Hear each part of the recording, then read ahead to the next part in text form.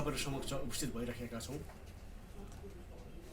हामीसँग आज सिक्किम दार्जिलिङ एकीकरण मञ्चका अध्यक्ष डाक्टर गोकुल सिन्हा हुनुहुन्छ, अनि सिक्किम पट्टिबाट सिक्किमतर्फबाट हाम्रा साथी संयोजक जगचरण पनि आज आउनु भएको छ। यसरी तपाईँहरू माझ फेरि पनि आउनुको हाम्रो औचित्य के हो भनेदेखिलाई यहाँनिर राजनैतिक समीकरण, राजनैतिक कुरा लिएर दार्जिलिङ अहिले एक प्रकारको धारा, एक प्रकारको सोच बगिरहेको छ र यही परिप्रेक्ष्यमा हामी सिक्किम दार्जिलिङ एकीकरण मञ्चले पनि आफ्नो सोच जनताहरूप्रति, जनताहरू समक्ष राख्न आग्रहित भयौँ र हामीले योभन्दा अगाडिदेखि पनि यसलाई धर्मनीति भनेर नै जनता समक्ष भन्दै आएका छौँ र हाम्रो धर्मनीतिको अनुरूप के हो भन्दाखेरि वर्तमानमा राजनीतिक जुन हिसाबले चलखेल भइरहेको छ त्यसमा जनताहरू आफूले चाहेको, आफूले गरेको आफ्नो उत्सर्गहरू यहाँनिर विलिन भएर गएको हामीले महसुस गर्दछौँ। भन्नुको उद्देश्य जनताले यहाँनिर छुट्टै राज्य प्राप्तिको लागि अर्थात् गोर्खाल्यान्डको लागि धेरै उत्सर्गहरू गरे, बलिदानहरू दिए। यो कुरा धेरै पुरानो भएर आयो। अहिले वर्तमान स्थितिमा के भइरहेको छ भनेदेखिलाई सत्तासीन सरकारले, केन्द्र सरकारले अब यो आएर यहाँको सन्धि चुक्ति भूभागलाई पिपिएसको एउटा नाम दिएर जुन प्रकारको अनौठो भेग कुराहरू आइरहेको छ त्यसलाई हामी प्रकट होस् भनेर चाहिँ धेरै अगाडिदेखि भन्दै आइरहेका छौँ। तथापि अहिले यो राजनीतिक दलहरूले जुन चाहिँ गठबन्धनको नाममा जनताबाट भोट चुडाएर, जनताबाट भोट लगेर हामी तपाईँहरूको लागि छुट्टै राज्यको सपना पुरा गर्छौँ भन्ने जुन चाहिँ कुराहरू आए पनि अहिलेसम्म जुन चाहिँ अनलको स्थिति छ यो बडो दुःखदायी छ। र हामी सिक्किम दार्जिलिङ एकीकरण मञ्च के भन्छौँ भन्दाखेरि अबको यो दिन चाहिँ, अबको यो समय चाहिँ जनताले धैर्य गर्नुपर्ने कुराहरू हो। जनताले एकदम उत्तेजित भएर उन्मादमा आएर यो कुराहरू चाहिँ अगाडि ल्याएर आफै पनि एकदम निराश हुने कुरा चाहिँ होइन। जनताले सम्पूर्ण रूपमा अहिले आफूले गर्नुपर्ने कामहरू गरिसक्नु भएको छ। तपाईँले गोर्खाल्यान्डको नाममा, छुट्टै राज्यको नाममा आफ्नो दाजुलाई मार्नु भएको छ, भाइको गाडी जलाउनु भएको छ, भाइको घर फुटाउनु भएको छ, बहिनीलाई विधवा बनाउनु भयो, छोरीलाई टुक्रा बनाउनु भयो। यो सब हुँदाहुँदै पनि तपाईँले यसै छुट्टै राज्यको लागि जे नेताले जे भने, यहाँका राजनीतिक दलहरूले जे भन्छ तपाईँले सबै गर्नुभएको छ। तपाईँहरू निर्धक्क भएर आश्वासित भएर निर्धक्कहरू बसिदिनुहोस्। अब गर्नुपर्ने काम चाहिँ यी तपाईँहरूकोबाट जसले चाहिँ भोट लगेका छन्, तपाईँहरूको छोरीचेली विधवा बनाए, दाजुको घर तोडिदिए, भाइको घर फुटाइदिए, दाजुभाइमा ढुङ्गानन गरे, यो काम चाहिँ अब नेताहरूको हो। नेताले गरेर देखाउनु पर्छ र नेताहरूले अब यसरी एक अर्कालाई दोषारोपण गरेर हामी यसो उसो काम अगाडि बढ्दैछ, गर्दैछौँ, अब यसले गर्नुपर्छ भन्ने कुराहरू लिएर जनतालाई टोलाएर चाहिँ बस्नु भएन अनि बस्नु हुँदैन पनि। र जनताले नेताहरूलाई पनि अब यसरी निर्धक्कसँग ढाँट कुरालाई लिएर अगाडि बढ्न पनि दिनु हुँदैन। तर यो कुरामा तपाईँहरू एकदमै निर्धक्क भएर आश्वासित भएर बस्नुपर्छ। अब काम चाहिँ गर्ने काम चाहिँ नेताहरूको कुन सूत्र लिएर अहिलेसम्म हुनु नसकेको यो पिपिएसको समाधान चाहिँ उहाँले गर्नुहुन्छ, त्यो काममा चाहिँ जनता चाहिँ दच्चित चाहिँ हुनुपर्छ। जनताले अब गर्नुपर्ने कुनै छैन।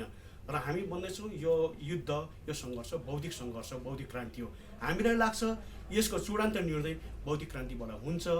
बौद्धिक क्रान्तिबाट हामी अगाडि बढ्दैछौँ। अहिलेसम्मको स्थिति हेर्दाखेरि यो 15 वर्ष त छोडिदिनुहोस्। अहिले हामीले भनेपछि यहाँका धेरै नेताहरूले पनि भने, धेरै राजनीतिक दलहरूले पनि भन्दैछन् 15 वर्ष भयो बिजेपीलाई भोट दिएको। तर योभन्दा अगाडि पनि हामीले धेरै यहाँका धेरै यो छुट्टै राज्यको प्राप्तिको लागि धेरैलाई भोट दिएको हौँ नि त। अब जनताले गर्नुपर्ने काम केही छैन। भोट भनेर भोट पनि दिएका छन्। अब मैले अघि भने तोडफोड भएको छ, हत्या हिंसा सबै भएको छ। अब गर्नुपर्ने काम के पनि छैन। गर्नुपर्ने चाहिँ यहाँका सपना देखाएर, सपना उमारेर जनताको दोहन गर्ने राजनीतिक पार्टी सँगसँगै नेतृत्वले गरेर देखाउनु पर्छ। यो हामीले अस्ति पनि भन्यौँ, यो उनीहरूका लागि अन्तिमभन्दा अन्तिम मौका हो। अन्तिमभन्दा अन्तिम मौका हो। यस पछाडि यसरी भोट लगेर जनतालाई ढाँटेर यो छुट्टै राज्यको प्राप्तिको आकाङ्क्षालाई हामी राजनीतिक मुद्दा चाहिँ हुन दिँदैनौँ। यो सिक्किम दार्जिलिङ एकीकरणको मञ्चको उहाँलाई कटक पटकको चुनौती पनि हो। योभन्दा अगाडि तपाईँहरू चाहिँ नजाइदिनुहोस् र भन्नुपर्ने कुराहरू धेरै छ। गठबन्धनको धर्म तपाईँले निभाउनुहोस्। जनतालाई आज हुन्छ भोलि हुन्छ भनेर यदि दोखन गर्ने काम नगर्नुहोस्। एकअर्कामा दोषारोपण गरेर यहाँको राजनीतिक माहौल पनि धमिलो नगरिदिनुहोस्। र यो बारेमा हाम्रो अध्यक्ष टिमले कुरा राख्नुहुन्छ र सिक्किमबाट साथी हुनुपर्छ, उहाँलाई पनि राखिदिन म अनुरोध गर्दछु।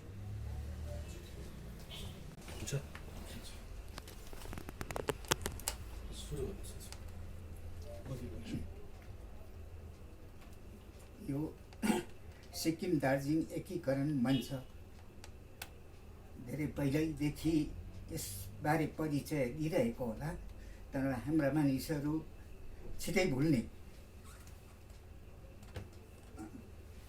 आदतका हुनाले म आफू जो भन्छु त्यो चाहिँ यहाँ सङ्घर्षले भनेको जस्तै राजनीति होइन, एउटा इतिहासको कुरा गर्छु र भोटको कुरा गर्दिनँ। भोटमा गएपछि राजनीतिको कुरा आउँछ र इतिहासको कुरा गर्छु भन्दाखेरि त्यो पहिलादेखि इतिहास पनि आउला, तर यही हाम्रो मुद्दाको इतिहासबारे अलिकति जानकारी दिन चाहन्छु। यो सिक्किम दार्जिलिङ एकीकरण अर्थात् यो कुरा थिएन सिक्किम र दार्जिलिङ मिल्नुपर्छ भन्ने कुरा लिएर हामीले एउटा सानो संस्था बनाएको थियौँ, जसको अध्यक्ष डिके बमजन हुनुहुन्थ्यो। 2004 साल थियो होला।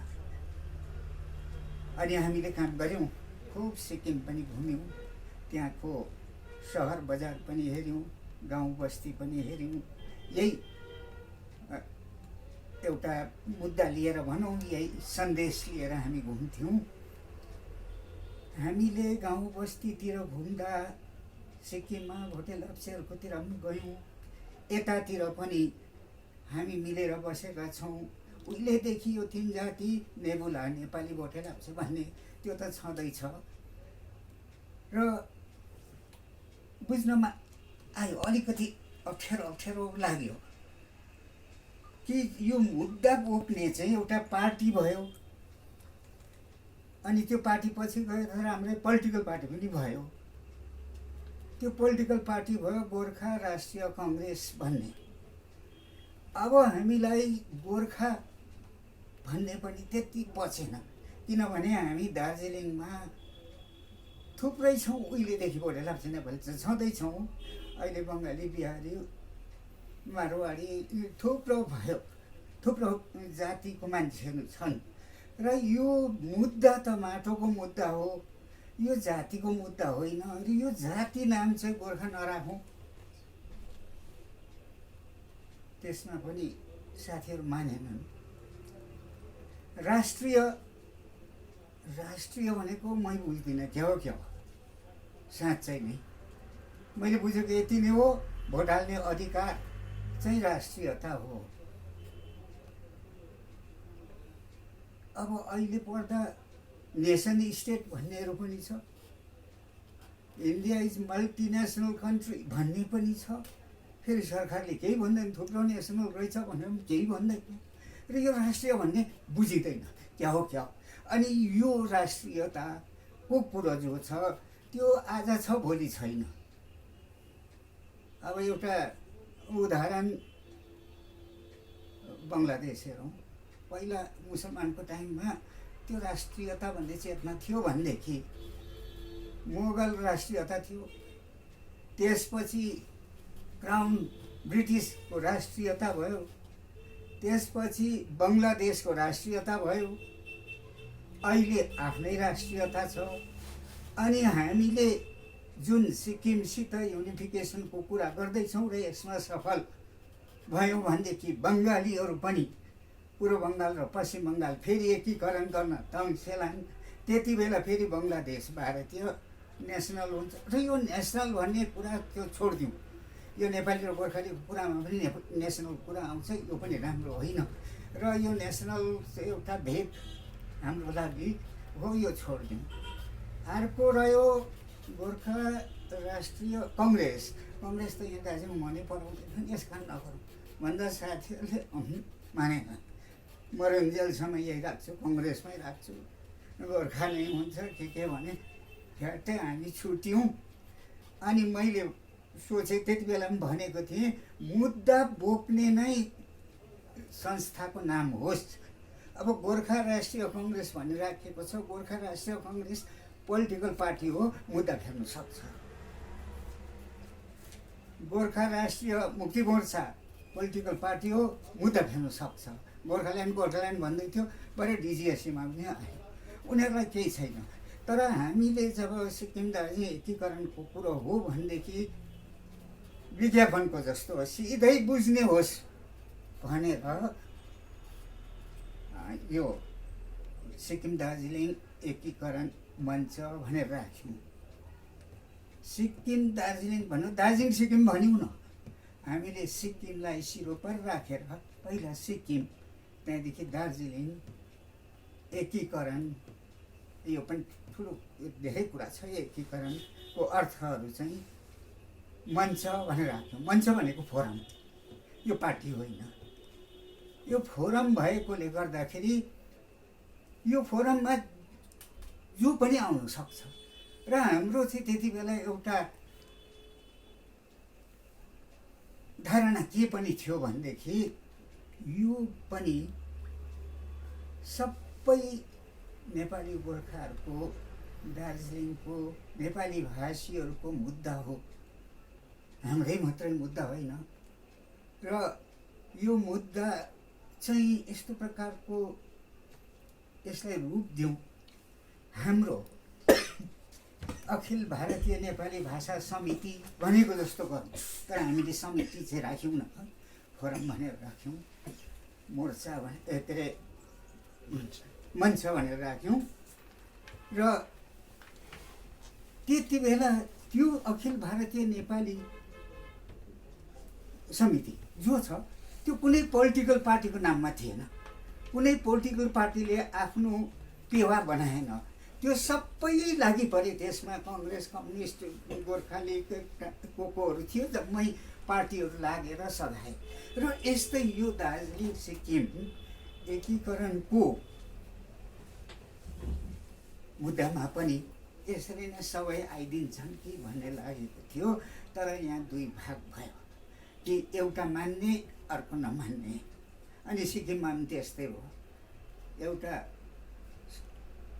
सेक्सनले मान्ने, अर्को सेक्सन नमान्ने। अनि त्यो मान्नु नमान्नु भयो कि राम्रै बुझ्न सकिन्छ किन मान्छन् किन मान्दैनन्। र हामीले यो सानो इतिहास, हामीले यो मञ्चको नाम दार्जिलिङ सिक्किम एकीकरण मञ्च भनेर राख्यौँ। तर अहिले आएर लाग्दैछ नाम त हामीले भुल पो राख्यौँ कि भन्ने पनि लाग्दैछ। यो त हाम्रो उपाय मात्रै हो कि हाम्रो यहाँको जातिलाई, दार्जिलिङवासीहरू, दार्जिलिङ डुवर्सवासीहरूलाई वासीहरूको निम्ति राम्रोको लागि यो गरेको। र अलिकति भुल गऱ्यौँ कि जस्तो लागेर त्यति बेलै सोचेको भएदेखि सायद यो मञ्चको नाम हामी राख्थ्यौँ होला, बङ्गालदेखि अलग मञ्च भनेर। र हाम्रो मूल उद्देश्य चाहिँ बङ्गालदेखि अलग, यो हाम्रो मूल उद्देश्य हो। अब यो अलग हुनुको लागि तीनवटा मोटामोटी तीनटा बाटो भयो।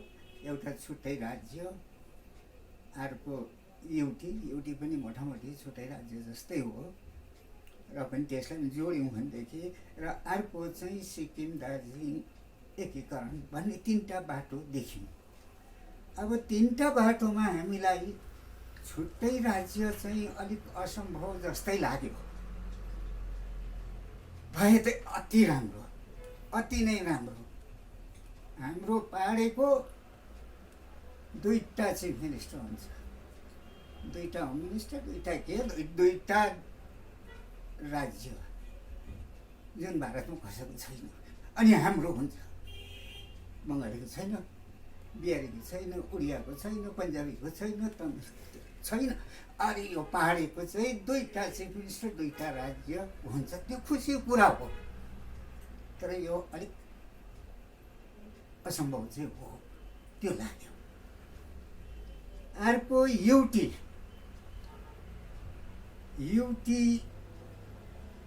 पनि छुट्टै राज्य जस्तै हो, तर यसमा अब तर त्यति बेला मैले सोचेको चाहिँ, म अलिक कम्ती नलेज रहेछ, के अरे युटी भनेपछि चाहिँ केजरीवालको जस्तो हुन्छ, फेरि हाम्रो त त्यही पैसा हुने मात्रै चिफ मिनिस्टर हुन्छ,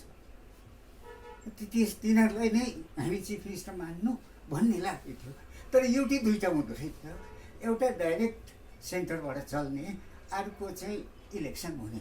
अब हामी युटी दियो भनेदेखि हामीले माग्नुपर्छ यो डाइरेक्ट सेन्टरबाट चलोस्, कमसेकम 15, 20, 25, 30 वर्ष सेन्टरबाट चलोस्, र यहाँ जति पनि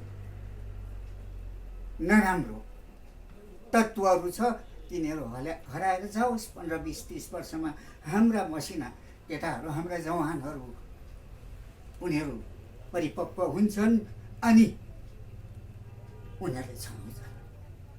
इलेक्सन हो भने त्यति बेलाको लागि युटी दियो भनेदेखि। अनि अर्को सिक्किम दार्जिलिङ एकीकरणको लागि यसको यो त एकदमै सजिलो हो कि 1954 सालमा जुन चाहिँ एब्जर्भ एक्ट निकाल्यो त्यो खारेज गरिदियो भने त भइगयो नि त, यो सिक्किममा गइगयो। र अहिलेसम्म हामीले सिक्किमलाई नै सिरतोक बुझाउँदैछौँ, रोयल्टी बुझाउँदैछौँ, यसको प्रमाण छ। अनि होइन अहिले बुझाएको छैनौँ, हामीले दार्जिलिङबाट कुनै रोयल्टी खाएको छैनौँ भनेर सिक्किमले भन्छ भनेदेखि त्यो कागज देखाउनु पर्यो, नभए त सिक्किम एसेम्ब्लीमा भनिसकिएको कुरो हो हामीले दार्जिलिङको रोयल्टी 3 लाख खाँदैछौँ भनेर सिक्किमको एसेम्ब्लीमा भएको कुरा हो। अब त्यो 3 लाख हामी अब खाँदैनौँ भन्नु सक्दैन, अब त्यो चाहिँ प्रमाण गर्नुपर्छ।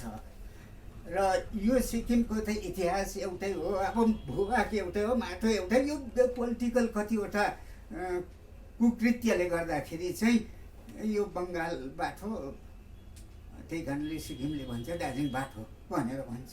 बङ्गाल बाठोले गर्दाखेरि यसरी हामी आफ्नै घरबाट छुट्टिएर अर्काको पाखुरे भएर कमाइ गरिदिएर अर्काको लागि सबभन्दा बेसी रोयल्टी दार्जिलिङले तिर्दैछ बङ्गाल सरकारलाई,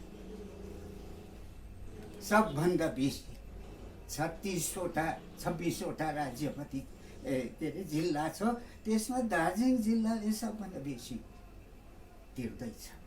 र सिक्किमले किन नखाने यो राजस्व, यो रोयल्टी किन नखाने, एउटा त्यो छ। थुप्रै छ सिक्किमसितको सम्बन्धको कुराहरू त थुप्रै छ, तर अहिले सिक्किमकाहरू अलिक 2 तरेलीका भए त्यो बुझिन्छ। माथिल्लो तलामा बस्नेहरू उनीहरूले आकाश मात्रै हेरिराखेको छ, केही देख्दैन। तल्लो तलामा बस्नेहरू उनीहरूलाई चाहिराखेको छ, हामीलाई बारी चाहियो, छैन बारी, सब काजी लगिराखेको छ, सब धनी मानिले खाइराखेको छ, बारी छैन।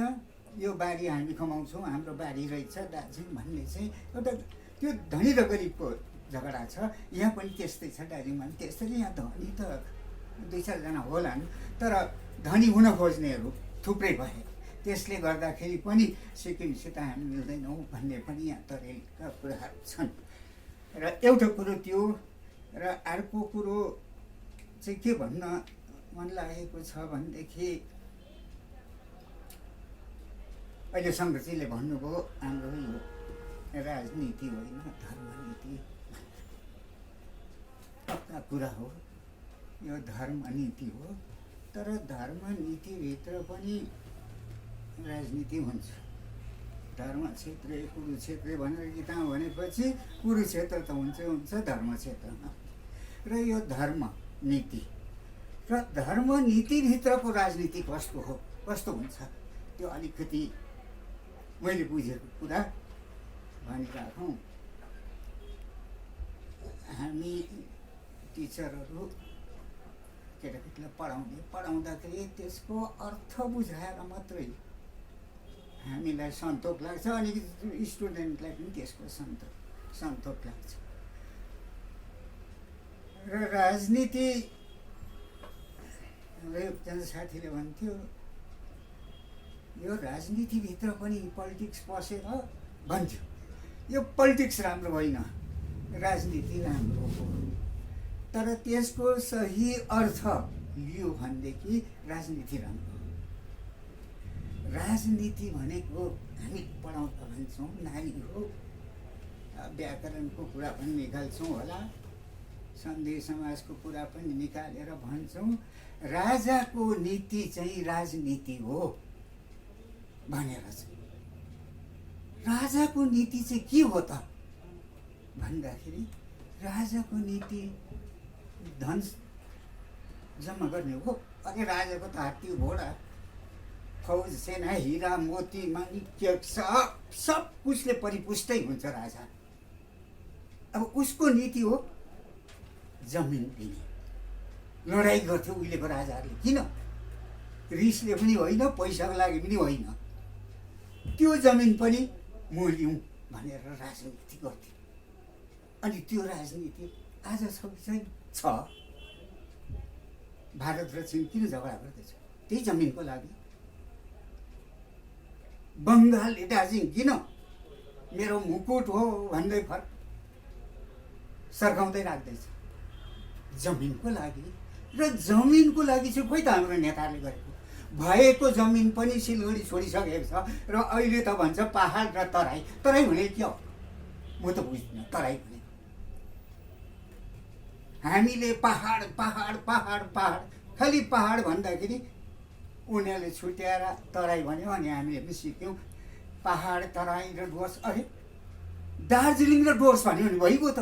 त्यो तराई भनेको त दार्जिलिङ नै त हो। जबसम्म एउटै डिएमले हेर्दैछ अनि त्यो सिलगढीले आफैले स्वीकार गरिसकेको छ के अरे जिल्ला परिषदको ठाउँमा महकुमा परिषद बनाएर, त्यो महकुमा हो दार्जिलिङको।